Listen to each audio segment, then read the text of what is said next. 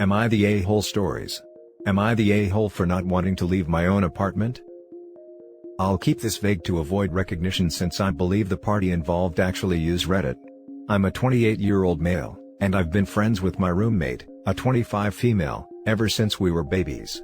Our families were neighbors and we grew up together. She's like a little sister to me and has always been. After she graduated college, she moved to the same city I currently work in, and since she couldn't find an apartment close enough to where she worked, I told her she could live with me. We'd share bills and become roommates. We never really had problems or fights as we known each other for so long. However, recently, things taken a strange turn. She got involved with someone from her work. The guy seemed to be a nice guy. I only ever spoken to him 3 times as they usually keep to her room. But he was very friendly, and honestly, I was happy she found someone who seemed that nice. After a few months of their relationship, she sent me a text saying she needed to talk with me. I figured there might be something wrong with the apartment. It's not uncommon for things to break. But I was wrong. When I got home, we started to talking. It's too long to write everything, so I'll just summarize. She told me that while she enjoyed living with me, her boyfriend was starting to get jealous of his woman living with another man. At first, I raised an eyebrow, but thought that this kind of thing isn't uncommon. So I was like, oh, it's fine. Just let me know when you plan on leaving, hope you two find a good place. However, apparently I was wrong. She told me that she wasn't leaving. She said that it was impossible to find somewhere closer to her work, and that she was hoping I would let her take the apartment instead, since my work wasn't close and all that. Thing is, I really love my place. It's close to the gym, to the grocery store, to pretty much everything. I'm not gonna just leave my place because of something so stupid as this, and I told that flat out that it wasn't going to happen. She got visibly upset and started to rant about me being an egotistical a-hole. That I didn't have empathy to put myself in her shoes. This happened a few days ago, and she shut herself in her room, only ever leaving to go to work or to pick up her boyfriend, who became really unfriendly to me after that. Now, usually I can be an a-hole, but I don't think this was one of these times. So I thought I would ask for Reddit's verdict. Am I really such an a-hole? Edit, for those who have asked, her name isn't on the lease as I lived in the same place for 2 years before she moved in. Now for the top comments. Let me get this straight, you have known her for over 2 decades. You welcomed her into your home, and now she expects you to leave so she can live with her jealous boyfriend that she's just gotten on with? Not the a-hole bro, she is. Big time. Look at how she treats someone who is like a sibling. I'm super curious as to why she's not going over to her boyfriend's place. Why don't the friend and her boyfriend find a place of their own, rather try to kick someone out who was nice enough to let her move another place? Theory, she told boyfriend it was her place, and she was being a great friend letting OP crash there. Now she's caught out in the light. Oh my god, not the a-hole. She can pack her entitlement up with her things and move out. It's your apartment. You did her the favor. The freaking audacity, I swear. Don't be surprised when she reappears on your doorstep wanting to move back in. When living with the boyfriend doesn't work out, she sounds less than mature. Just say no. Not the a-hole. Not the a-hole. That's some A5 Wagyu level entitlement, right there. She said that it was impossible to find somewhere closer to her work, and that she was hoping I would let her take the apartment instead, since my work wasn't close and all that. Wait, so she's not even moving in with the boyfriend? He just wants you gone? She didn't live by the phrase brothers before hoes, it seems. She willingly throws her brothers away for the boyfriend. That's A5 Wagyu topped with black truffle type of entitlement.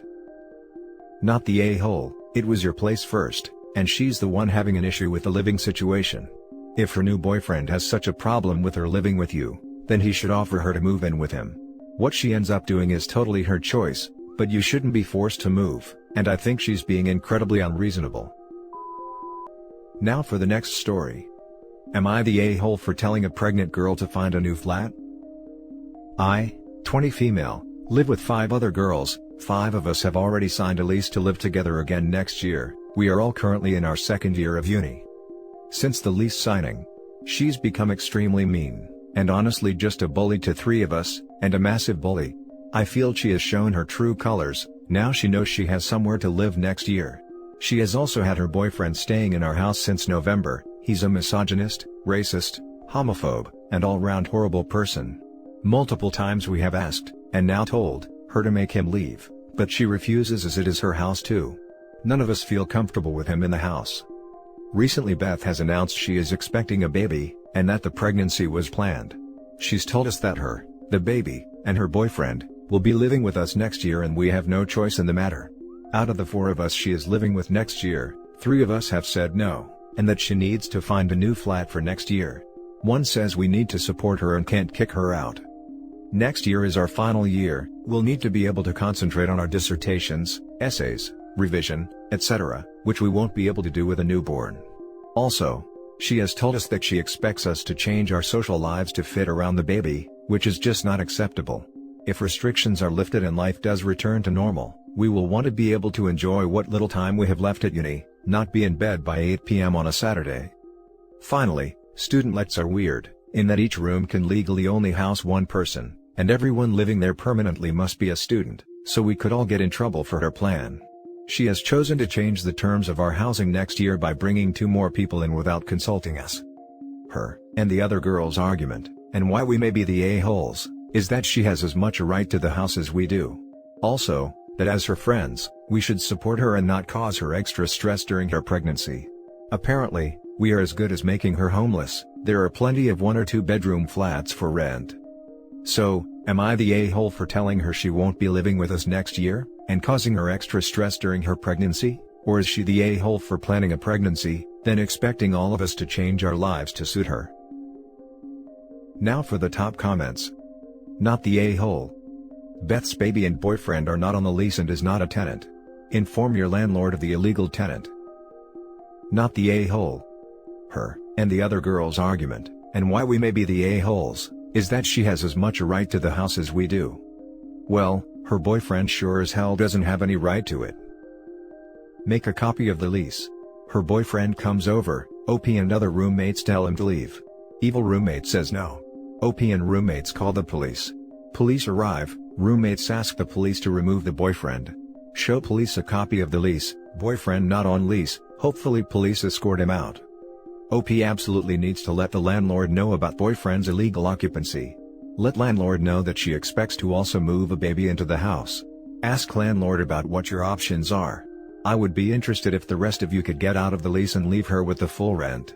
The landlord might figure out that it would be better for him/her to get rid of the troublesome tenant and keep the rest. If they can't get evil roommate out, I would make her life total hell. I would feel bad for the baby, but war is war. Not the a-hole. It sounds like her staying there would violate the lease, so she does not legally have the same right to the house as you do. Especially if her living there would put everyone's housing at risk. I'd give her a grace period to find new housing, but if she refuses, you have every right to go to your landlord/management company. The lease on the new student house starts in July, so she has a few months, and we are stuck with her till the end of the lease on our current student house. The next story. Am I the a-hole for asking my mom when she will be fully recovered? For context, my mom is in her late 40s and I'm 23. My mom had knee surgery a little over 7 months ago. She had a really hard time recovering and I moved back to her home for the first month to take care of her/things around the house. I work remotely so I can stay really anywhere. My partner was very understanding, but he was certainly happy when I came back home to him. Every day since, my mom has called me to ask if I'll drive back home to do tasks for her, take out the trash, move a case of water. I live a little over an hour from her, so I'd usually ask if she'd get one of our neighbors to help as we're very close with them. For the following weeks, I'd go over every weekend to do tasks she had trouble completing. She just called me the other day with great news. Her surgeon has pronounced her recovered. All limitations are removed. We celebrated on the phone for a minute, and she immediately follows this up with, "But I'll need you to go to the grocery store for me because I still can't lift the bags myself." Confused, I asked why, and she said, "It's still too hard on me." I asked her when she thought she'd be recovered from the surgery, and she got extremely upset. She told me that was a horrible thing to ask and I should have no problem helping her. I apologized and said I'd get the groceries, but she texted me later and said she cried for hours when we got off the phone. I'm just confused. The surgeon cleared her completely and said everything looks great. It's been half a year now, and my mom isn't elderly. I don't mind helping while I'm at her house for a visit, I don't mind at all. But I've spent nearly all my free time at her house helping out, And I'd like to know when I'll be able to resume my schedule once again. Am I the a-hole? Now for the top comments. Not the a-hole. Your mother has become dependent upon you to do her tasks, and that isn't right. It appears that there may be something else going on here. Your mother may just want to spend more time with you. You need to have a conversation with her and see if it isn't the tasks she wants, but to spend more time with you. She may feel that the only way she can get to see you is to ask for your help and to have you do things for her. This could be due to the pandemic, as her surgery was right in the middle of it. She could just be lonely. Talk to her and be clear that you still love her, but you need to know what is going on. What is this? Empathy? On my Reddit? Not the a-hole. Look up codependent and seek professional guidance. Nip it in the bud before it makes all your lives hell. Yeah, I think you are right. This happened to me when my significant other had a slip disc. Eventually you gotta say no. You need to start being independent again. OP, I suggest writing to your mom and explaining how you can't help forever, especially with how far away you are, and she needs to look at a closer to home support network. She needs to start becoming independent again. Like go to the grocery store with a friend or neighbor. That way, she's building her way to it, but with help. I say do it by text just because sometimes verbal communication goes sideways. Especially if she is upset. Edit. Thank you all for the responses and perspectives. The most baffling thing to me about this post is the mixed bag of knee surgery anecdotes. I have people telling me their 70-year-old grandma was back to normal in a month and a half. One comment down from that will heavily imply I'm delusional to expect any sort of recovery from my mom for less than 2 years after her surgery date. I guess it's truly a diverse recovery process. I'm going to talk to her and see if the pandemic is making her feel more lonely. She has plenty of friends and a rich social life, but I think she resents me moving out of the house and in with my partner. Maybe she just wants quality time just for the two of us, which is fair. But I need my life back. My partner and I have been planning so many big life things together that have been on the back burner for just a little too long at this point. Again, thanks all. The last story is titled, Am I the a-hole for refusing to participate in my boyfriend's family's bizarre orange tradition? My boyfriend and I have been together a while now, but I hadn't met his family until a week ago when they invited us to stay at their house. I was very excited to meet his parents for the first time, and they were super sweet when I got there. Both of them are lovely people and we all got along well. They gave us free rein to do whatever, but the one thing they insisted on was that we join them for their tradition of eating oranges as a family on Saturday mornings. They grow their own oranges and have been doing this since my boyfriend was a kid, so he was especially thrilled to share the tradition with me as a rite of passage. So the morning came, and his mom brought in some fresh oranges from the garden. We sat at the table and I was getting ready to peel my orange when I saw my boyfriend's mom bite into her orange like it was an apple, with the peel still on. I was so stunned when I saw my boyfriend and his dad do the same thing with their oranges, as if it were totally normal. I guess they noticed my shock because they asked me why I wasn't eating. So, I started to peel my orange, but then his mom told me to stop, that I was eating it wrong and had to bite into it with the skin to get the full experience.